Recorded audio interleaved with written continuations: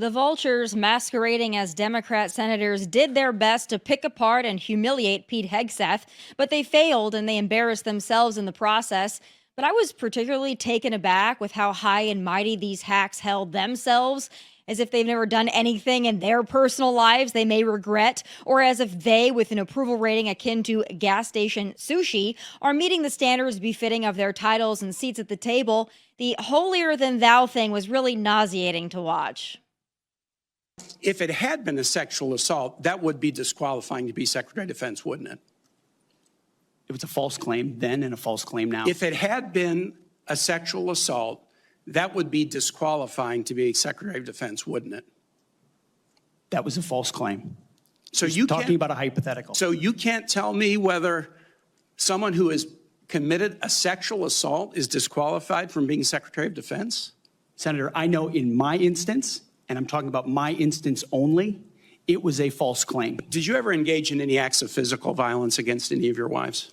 Senator, absolutely not. But you would agree with me that if someone had committed physical violence against a spouse, that would be disqualifying to serve as Secretary of Defense, correct? Senator, absolutely not have I ever done that. Pete isn't a perfect man, but I'd like to enter into the record this little nugget.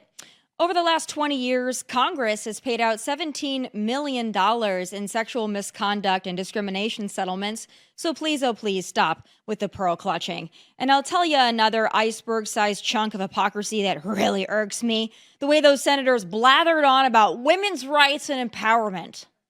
Political policy. You said in your statement, you don't want politics in the DOD. Everything you've said in these public statements is politics.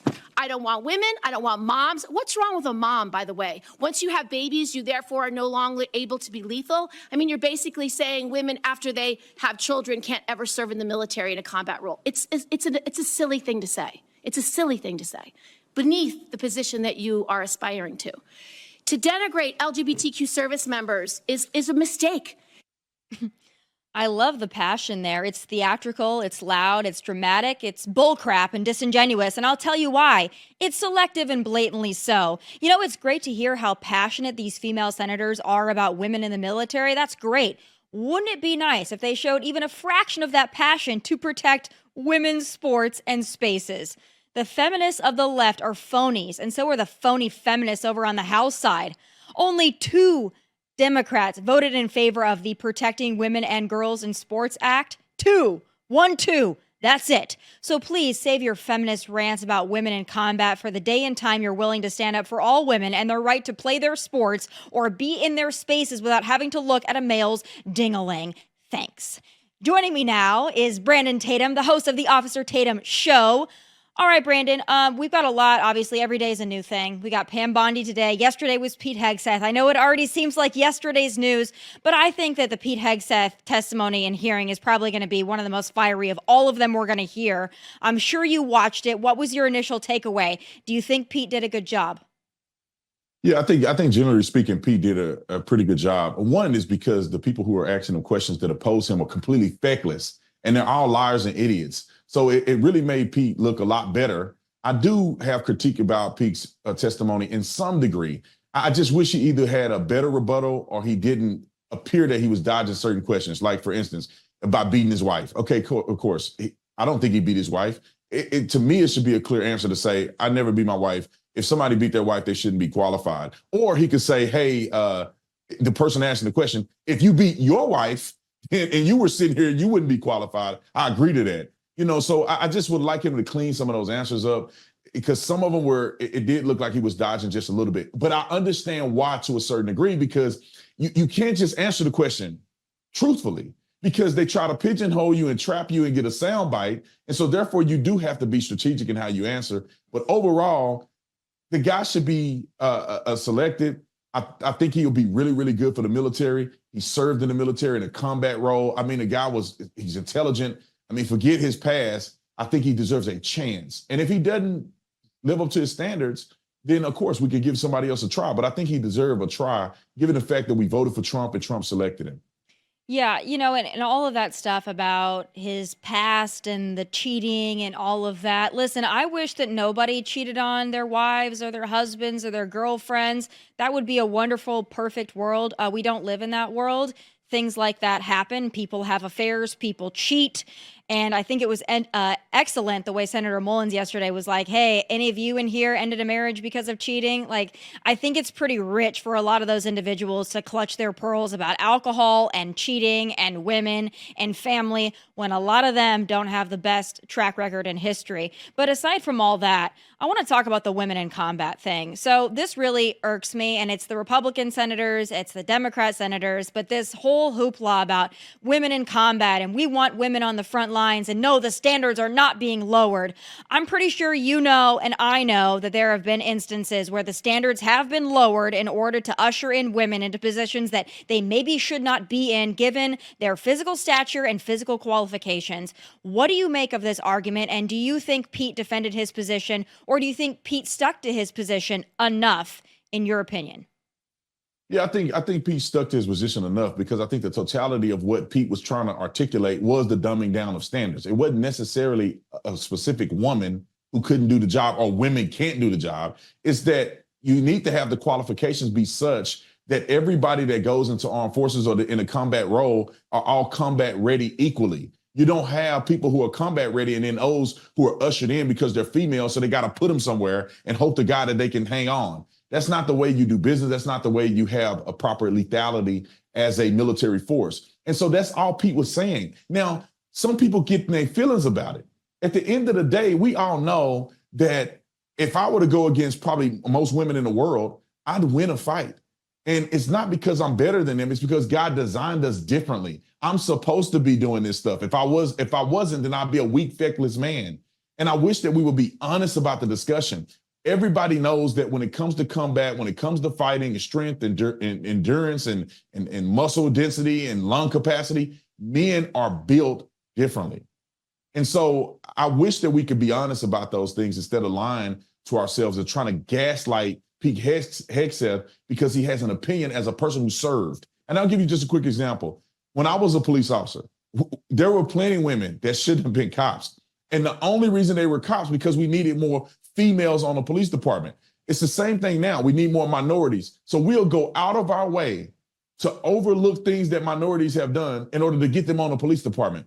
That's not the way that you create diversity. You create diversity by making a standard as such, and then going out and recruiting people that meet that standard. Yeah. So you may have to go out and do some more recruiting and find people who are talented in other areas that will be a good fit to your standard. And I don't know how we still have this discussion. That's all Pete was saying. And everybody that served in the military, whether male or female, they feel the same way he does. They're just scared to say it.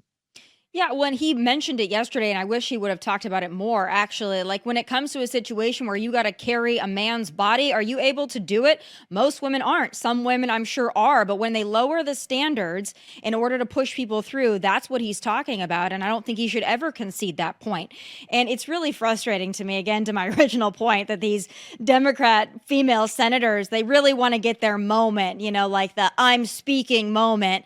But they don't speak up for women's sports and they don't speak up for women's spaces. They also bring up sexual assault in the military, but they don't care about having men in women's locker rooms and in women's bathrooms and competing against them on the volleyball court or wherever else they are. So it's really just disingenuous to me. I think Pete's going to make it. I think there's enough support there. I want to turn to Pam Bondi today, another person I think is going to make it. I think that she had a great hearing, and I think that she answered well. Of course, the headlines I've already seen is she's denying the election. She never denied the election. And then, of course, they want to bring up January 6th. But what I thought was particularly rich is that they wanted her over and over again to say that she would not weaponize the DOJ. I have a clip. It's so rich for these Democrats to say this now, but here's a little taste of that. The partisanship, the weaponization will be gone.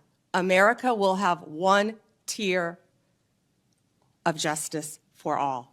It would not be appropriate for a prosecutor to start with a name and look for a crime. It's a prosecutor's job to start with a crime and look for a name, correct? Senator, I think that is the whole problem with the weaponization that we have seen the last 4 years and what's been happening to Donald Trump. I have to say also, really troubled, deeply disturbed by some of your responses and non-responses to the question that you've been asked today. You have to be able to say that Donald Trump lost the 2020 election. You dodged that question when you were asked directly by Senator Durbin. You have to be able to say that January 6th insurrectionists who committed violence shouldn't be pardoned. You said that I have to sit up here and say these things. No, I don't. I sit up here and speak the truth. What would you do if your career DOJ prosecutors came to you with a case to prosecute, grounded in the facts and law, but the White House directs you to drop the case? Senator, if I thought that would happen, I would not be sitting here today. They are now really concerned about the weaponization of the judicial system. Isn't that convenient now? I mean, I don't know how they say this with a straight face. These people are so disingenuous. It's almost nauseating to see them gaslight the public and act as if they're the ones that have virtue. They literally did what they're concerned, or at least faking like they're concerned that she's going to do. They found a name, Donald Trump, and they did a whole investigation knowing that it wasn't going to lead anywhere. This man was convicted of 34 felonies. They didn't even give him community service. That tells you that they're full of crap. And then the thing is, Tommy, is that because they're Democrats, they have to disagree with her, which is crazy to me. The woman is intelligent. She's exemplary of what a woman should be, right? She's smart, she's bold, she's courageous, she's standing on principle, she's getting put in a leadership position because she's earned it, and they cannot give her the amount of respect that she deserves because she's a Republican. And then the last thing was hilarious to me when they go through and try to pigeonhole her on Donald Trump losing the election in 2020. Why are we still talking about the 2020 election? That election has came and went. Joe Biden has served and his service has ended. Donald Trump has been reelected for another term. That whole thing is over. Whether you agree with it or not, whether you like it or not, who cares? We're talking about 2025. I don't know why they want to live in antiquity. And then you go to January 6th. They should be pardoned according to who? Joe Biden pardoned his son in a retroactive pardon for the last, 18 years or something. How 11 years? How is that reasonable? But then you question this woman about whether or not she's going to uphold the standards of the DOJ. These people are sickening to me. And I'm glad that we do have examples of really strong, good, confident women that are like, you guys are complete jokes. I think she held her own very well. I think she will be confirmed. I think a lot of these people are just waiting for their moment. Like, everybody has to get a moment. And that's the next thing that I want to talk to you about. I think that this was embarrassing for women in general on the left and the right. It's the little showdown that went down yesterday between Nancy Mace and Jasmine Crockett. This isn't the first time that Jasmine Crockett has had words with somebody, and this isn't the first time Nancy Mace has, in my opinion, made a fool of herself. But this little exchange here, I thought, set women in politics back 50 years. This is what I would expect to see on Bravo, which I watch a lot. Here's a replay of the clip, and I want to get your take. Somebody's campaign coffers really are struggling right now. So she gonna keep saying trans, trans, trans so that people will feel threatened. And child, listen, I want y'all to tell me whether or Do not not call me a child. I am no child. I want Don't to even find start. out I am a grown which woman. of those I am 47 years emails old. I have broken actually more have glass ceilings than you Chairman, ever I will. am reclaiming my Let's go. time. You will not do that. I Order. am not a Chairman, child. I am reclaiming my time. If you want to take it outside, Mr. Chairman, the committee is not Okay. in order. Order. Point of order. Point of order. Order. I think that she was a couple words away from saying, "Catch me outside." So, yeah. I don't know what you think of that. And I know a lot of people on the right are like, oh, Jasmine Crockett is this and that. Well, guess what? Let's be fair. Nancy Mace also, I don't think, is holding herself to the standard. If you guys want to talk back and forth, that's one thing. But I think that this is showmanship at its worst. And I'm wondering if you think that both parties are equally responsible for that mess. Well, Tommy, I'm glad you said it first, so nobody think I'm a misogynist. But obviously, Crockett is a ghetto nut job, in my opinion. And Nancy is a clickbaiting person, I'm going to say. I think that a lot of things that she does is to get clicks, even the trans stuff. I mean, her false bravado is insane to me. And she's probably a good person. Maybe she's a representative of somebody watching the show. But I watched her. I'm just being honest. I watch her and I cringe. I feel like she want to be tougher than she really is. And she want to make a thing about everything and she don't use proper decorum. She's no better than the rest of these people, in my personal opinion. Why would you go back and forth with a ghetto woman like Crockett talking about child and all this stuff? That girl don't even have simple manners and can speak the English language properly. So why would you go back and forth and tell her to catch you outside? I don't like either one of those exchanges, but I will say this, and they do give women a bad look, right? Because my wife watches the show and I literally want to throw up every time I hear it because these women are at each other's throat every day. The Real Housewives or wherever you find them. I mean, it's sad that it seems like women get painted in that picture of being argumentative and drama and chaotic. When you won't see, in my opinion, men get that petty and want to go outside and fight as often as you see a cat fight. And I just wish that our side, the Republican side, would have more respect for the office to say, I'm not going to argue with a fool that's trying to challenge my campaign contributions that have come in. I'm not going to argue with somebody like that. That girl is a mess in of her own, and we don't need to add and contribute to that. So I agree with you, Tommy. I think that I would like to see at least Republican women have a little more of a standard than trying to go viral every other clip. Yeah, it's too much for me. I think that there have been instances where men have done this or they've said this, but again, it's a society that we also live in because it's not as theatrical as when women do it. Because when they put on that performance, and that's what it was a performance on both ends, that's what they're doing it for. They're doing it for attention. It wasn't like you caught them in a moment and they didn't want this broadcast. They did. They both wanted to look at how strong I am, look at how tough I am. I want to fight somebody. It's embarrassing. I just think it's just fully embarrassing. And I hope we can move past this at some point, but I don't think we will because now we live in the age of social media.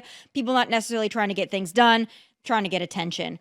It's embarrassing. Next thing I want to talk to you about is another big thing today. I think Joe Biden from his Betty Bye is going to take credit for it, but we've got what we think is going to be a ceasefire and a hostage deal. Donald Trump said, if this deal is not done before I take office on January 20th, all hell will break loose. And guess what? We've got what we believe to be a hostage deal in the Middle East. We get our hostages back. How much do you think they're going to attribute this to Joe Biden's legacy? They're going to attempt to try to add this on the tail end of his failed train wreck that he's been doing as an administration, because clearly he cannot take credit for this because the man had 4 years. We saw the war it preemptively start. It started, it had an effect, and nothing has changed until, I don't know, a couple days before Donald Trump takes office. He said there will be hell to pay if we don't get our hostages back by the time I take office. What do you know? A few days before he's getting ready to take office, all of a sudden they want to ceasefire. All of a sudden they want to agree to some terms. And I think that it's solely and unequivocally Donald Trump that got this done. And everybody in Israel knows that Donald Trump got this done. That's why they love him there. And I say this is a good thing for America. They can take the credit and say what they want, but we all know what the truth is. And this is why we elected Donald Trump, because the man can get stuff done before he even gets into office. And this is what all politicians can do, Tommy. They just are feckless. They are liars. They are deceiving us. All of these politicians, Republican and Democrat alike, for the most part, they are just raising money, getting in the position of power. They yell like Nancy, Mace, and Crockett did, and then they go have a beer after the fact, and they leave all of us in an angst thinking that we're at each other's throats. These people don't really feel like that on Capitol Hill. These people, they capitulate to one another almost every other day. And then when there's a candidate that's a Democrat, Republicans hate them. When there's a candidate that's a Republican, Democrats hate them. They are all full of crap. Not all of them, but I think many of them are. And Donald Trump is for the first time saying, I'm going to be a president for the people, and the people want me to do this, so I'm going to do this. I don't care about political correctness. You guys are going to pay. It's going to be hell to pay if you don't release these hostages. He said it, he meant it, and he got it done. That's why we voted for that man. Yeah, because he knows he's got the weight of the United States of America behind him and he's not afraid to throw it around. I mean, a lot of these people, I don't think it's because they're afraid to throw weight around. I just think that they have allegiance to something other than the United States of America. So that's a big part of the problem there. Obviously, Monday is going to be a great day for everybody. I mean, I literally cannot wait. Joe Biden is now doing all these farewell speeches and interviews. Like now they finally want to talk.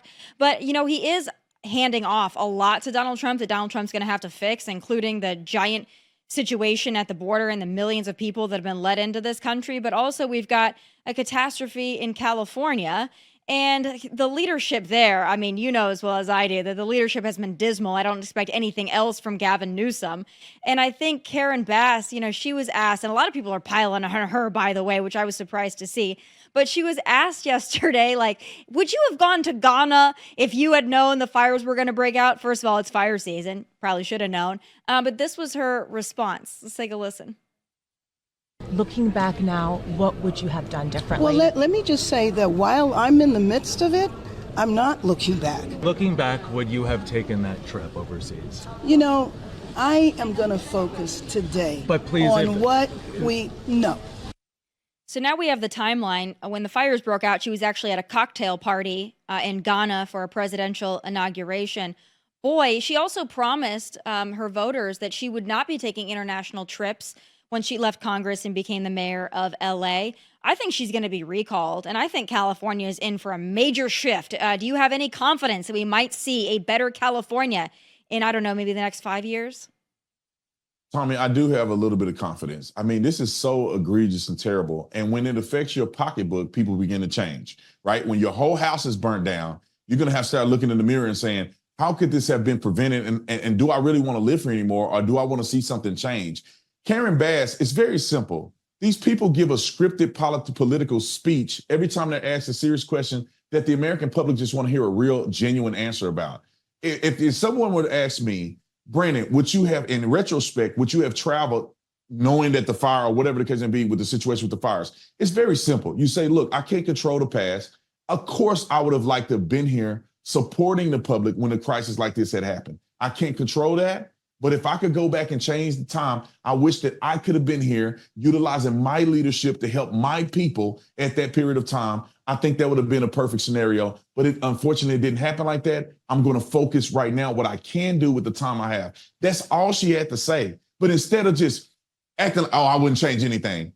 Ma'am, you run the city and you weren't in the city. And the city is now having to be investigated by Gavin Newsom. He claimed he's investigated. He knows what's wrong. He just got to pass the bucket to somebody else. But I'm hoping, Tommy, that people who were leftist nut jobs vote. I mean, not all of them were nut jobs, but the leftists that voted for snake oil salesman Gavin Newsom and Karen Bass would say, okay, enough is enough, man. I've lost everything, and they don't have an answer for it. Maybe, just maybe, we need to give someone else a chance. Recall Karen Bass, recall Gavin Newsom. I don't know if you can recall a person twice, but they should go through a recall with him as well, because the people of California have no answers, and they cannot promise that they're going to deliver on homelessness, that they're going to lower taxes, and they cannot promise that you're not going to have your house burned down, because these leaders are not doing anything to help you in preventing these things before they happen.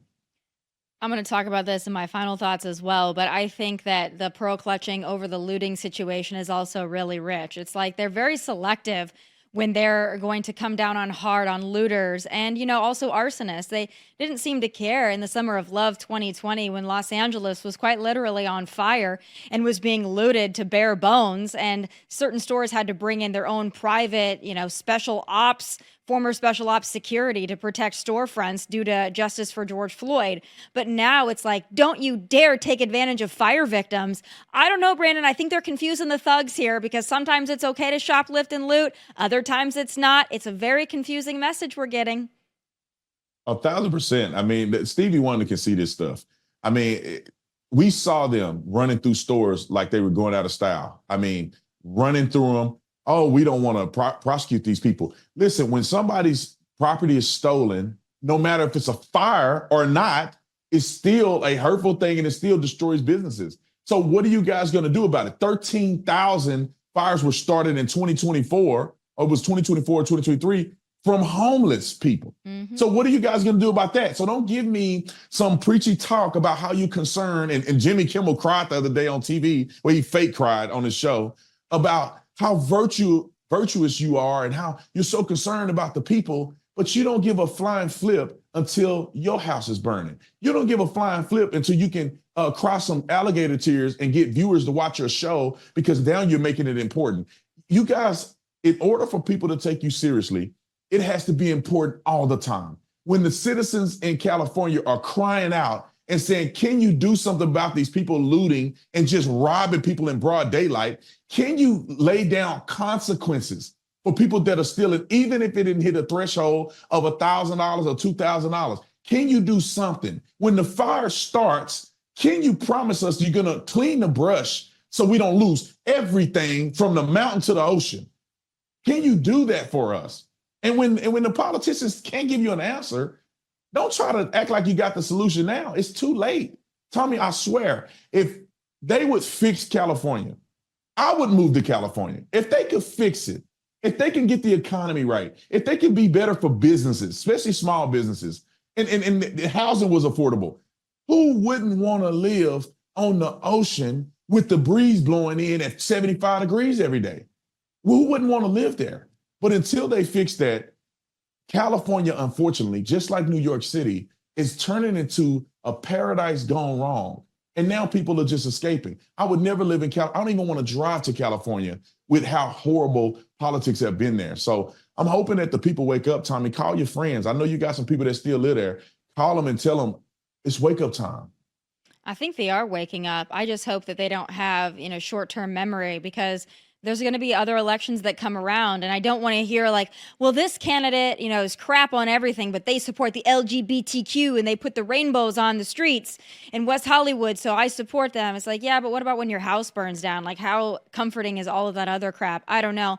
Also, you brought the homeless fires. I think they're now referring to those, asking the unhoused to refrain from lighting their warming fires. So I hope that the unhoused can possibly refrain from that, Brandon, but you never know. We only have a few more days left until January 20th. That's not going to fix California, but hopefully the rest of us will feel the effects of some true leadership. Thank you, as always, for joining me. It's always my pleasure to have you, and I hope to have you back soon. God bless you. Thank you, Tommy. Thank you. All right, going off of what we were just talking about, folks, Hollywood ultra-lib Julia Roberts says, F you to looters. But that wasn't the message during the Summer of Love 2020. Weird. And I have some final thoughts.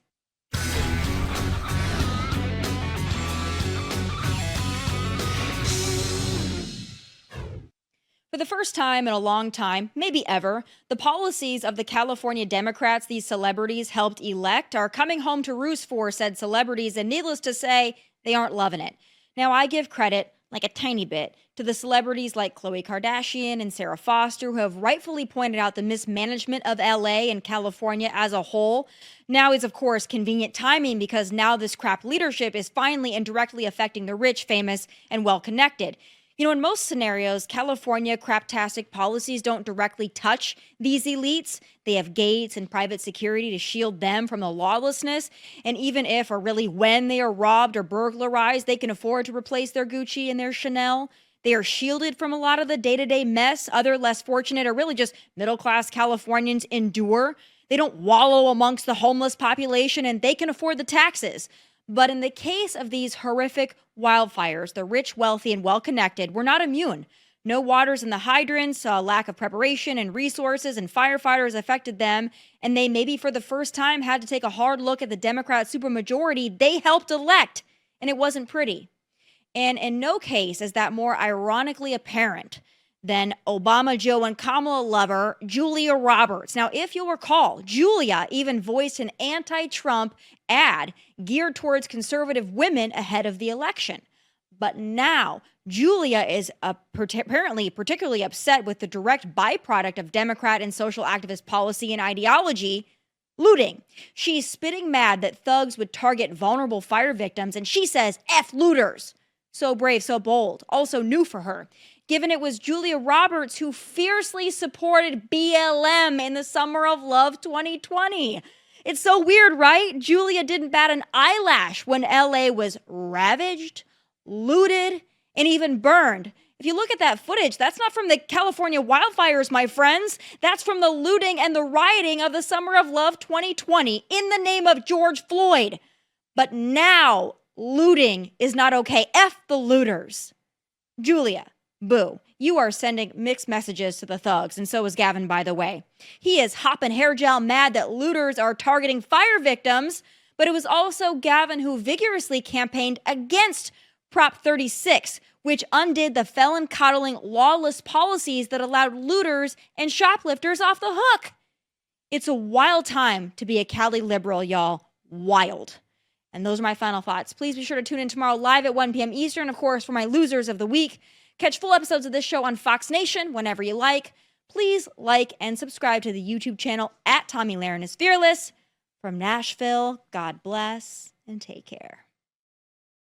Hey, thanks for watching. If you want more of my hottest takes, must-see conversations, and of course, my final thoughts, click here and make sure you subscribe here so you never miss a beat. I'll be here every weekday, and I hope you'll join me.